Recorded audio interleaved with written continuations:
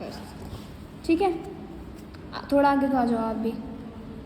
अब देखो मैंने आपको ना इन 5 की 5 बुक के बारे में तुम्हें बता ही दिया था उस दिन कि कौन सी बुक है, कितने चैप्टर है। अब मैं पहली बुक सामान्य परिचर्या ही पढ़ाऊंगी आपको।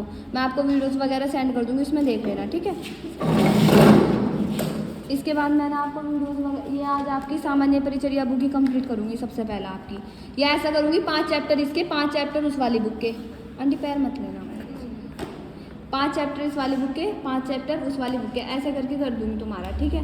तो आज इस बुक के हम 2 चैप्टर पढ़ेंगे। कितने पढ़ेंगे? 2। कौन कौन से? परिचर्या परिचय, और सेकंड चैप्टर आपका चिकित्सालय कार्य प्रणाली। ऐसे करेंगे हम 2 चैप्टर आज, ये और ये।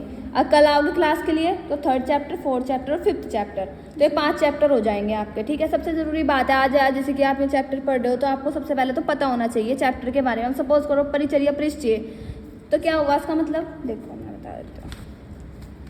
इसमें आपने ये बता, सबसे इम्पोर्टेंट आपका जो ये है आयुर्वेद, सॉरी, हमें आयुर्वेद की डेफिनेशन पता होनी चाहिए, आती है ज़रूर ठीक है। आयुर्वेद की डेफिनेशन हमें पता होनी चाहिए। क्या होती है आयुर्वेद की डेफिनेशन? आयुर्वेद आयु प्लस वेद ठीक है। विश्व में प्राचीन चिकित्सालय प्रणाली में एक है। यह विज्ञान कला एवं दर्शन का मिश्रण है। आयुर्वेद का नाम का अर्थ है जीवन का ज्ञान ठीक है। आयुर्वेद शब्द को 2 शब्दों से मिलकर है, आयुष और वेद ठीक है। इसके बाद आयुर्वेद की परिभाषा ठीक है। आयुर्वेद की मैं बता देती हूँ आयुर्वेद की परिभाषा नॉर्मल क्या होती है आपका। देखो, जो शास्त्र या विज्ञान आयु का ज्ञान कराता है उसे क्या कहते हैं? आयुर्वेद। अगर आपको संस्कृत में नहीं लिखा जा रहा, ऐसे तो नहीं हो रहा, तो आप कोई बात नहीं, आप इसका मीनिंग हिंदी में पढ़ सकते हो ठीक है। इसके बाद आपका क्या है, आप ये यहाँ तक आंटी थोड़ा जूम कर दो ताकि अगर आप देखो वीडियोस वगैरह में अगर आपको भी कोई प्रॉब्लम होती है तो रोक के तब लिख लिया करो, क्योंकि फिर देखो अब आज आ गए आप कल नहीं आ पाओगे तो साफ ही कहीं फ़ायदा। आप वीडियोस वगैरह में अपनी क्लास कंटिन्यू कर सकते हो, बीच में किसी की नहीं क्लास हुएगी, क्योंकि देखो मैं एक बच्चे को करके PDF भेजूँगी तो मैं खुद भी परेशान हो जाऊँगी ऐसे। फिर 3rd है आपका आयुर्वेद का अवतरण, ये भी इम्पोर्टेंट है। फिर है ये अष्टांग, चलो छोड़ दो।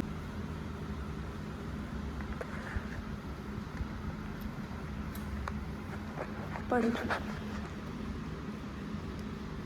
इसके बाद क्या है आपका फिर परिचर्या का इतिहास ठीक है। ये पता होना चाहिए, नॉर्मल 2 नंबर के में पूछ लेता है आपसे ठीक है, लेकिन ये आता ही आता है अष्टांग आयुर्वेद।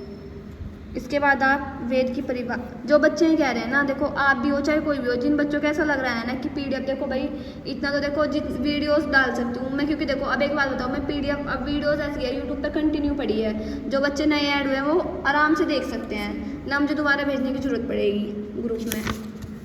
इसके बाद आपका मोस्ट इम्पोर्टेंट है ये 4 के 4 आपके वेद। पहला कौन सा है आपका बताओ? यजुर्वेद। कौन सा है पहला आपका? सेकंड सामवेद। हाँ सामवेद। तीसरा कौन सा है आपका? यजुर्वेद। 4th कौन सा है आपका? अर्थवेद। कितने हो गए? 4 ठीक है। इसके बाद आपके ना बस फिर आपसे पूछ लेता है आयुर्वेद में उपास्थाता का महत्व ठीक है। सबसे पहली लाइन होगी हमारी क्या? पढ़ो पारो, सबसे पहली लाइन क्या है? चिकित्सा तो इससे थोड़ा के अंतर्गत परिचर्या एक प्रमुख स्तंभ है। इसके द्वारा किया गया सेवा परिचरण कहलाता है। परिचारक के गुणयुक्त होने पर विदित का उन्मूलन शीघ्र होने लगता है। ये आपके लिए ये भी इम्पोर्टेंट है, ये भी इम्पोर्टेंट है, ये भी इम्पोर्टेंट है और ये भी इम्पोर्टेंट है। इसके बाद आप मोस्ट इम्पोर्टेंट है आपका चिकित्सकीय समाज सेवा का कार्य क्षेत्र। सबसे पहले देखभाल करता कैसे करेंगे, फिर आपका संप्रेषण मतलब कम्युनिकेशन कैसा होना चाहिए हमारा। देखभाल का मतलब तो है देखो हर मरीज की मतलब नर्स हो गया आप सपोज करो, कैसा आपको देखभाल करनी, कैसा आपको देखना है, कैसे उनकी सुरक्षा करनी, कैसे उनके साथ आपको कॉम्प्रोमाइज़ करना है, बोलना है, आराम से बोलना है, किस तरीके का पेशेंट है, किस तरीके से आपको ट्रीट करना है, ठीक है। सेकंड है आपका संप्रेरण। संप्रेरण का मतलब कैसा है कि आप बातचीत कैसे करोगे, इस मीन्स का मतलब क्या है, बातचीत। आप किस तरीके से बातचीत करोगे, आपस में किस तरीके से आप उनसे व्यवहार करोगे, अपना व्यवहार आपको किस पेशेंट से किस तरीके का रखना चाहिए, तो संप्रेषण में आपका ये होता है। सेकंड है आपका शिक्षक के रूप में। देखो आप नॉर्मल, चाहे आप नर्स हो या कुछ भी हो, एक पेशेंट को आप एक स्टूडेंट की तरह ही ट्रीट करते हो, ठीक है। उसके लिए भी आप एक टीचर जैसे ही होते हैं और आप उसे ट्रीट भी एक स्टूडेंट की तरह ही करते हो, भले ही उसकी एज कुछ भी हो या कितनी भी हो, ठीक है। इसके बाद नेक्स्ट है आपका ये प्रबंधक। पहला आपका ये था, सेकंड आपका ये है।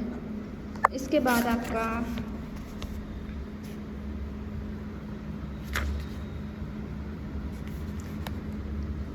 नर्स का साथी नर्स से संबंध, ठीक है। नर्स के द्वारा सभी वरिष्ठ नर्सों का आदर करना चाहिए तथा अधिक नर्सों से मित्रतापूर्वक व्यवहार करना चाहिए। सभी नर्सों में सहयोग, विश्वास, विनम्रता का भाव होना चाहिए। इसमें क्या बताया कि नर्स के आप सपोज करो आप दोनों एक ही हॉस्पिटल में काम करने लगे, तो आपको अपना नेचर दोनों को एक दूसरे के साथ कैसा रखना है, ठीक है। उस चीज़ के बारे में आपका एक चैप्टर हो गया कंप्लीट। जिस बच्चे को इस चैप्टर के बारे में कोई चीज़ समझ में नहीं आएगी वो देखो कॉलेज में आके मेरे से पूछ लेना, चाहे आप भी हो, ठीक है। सेकंड है आपका चिकित्सालय कार्य प्रणाली।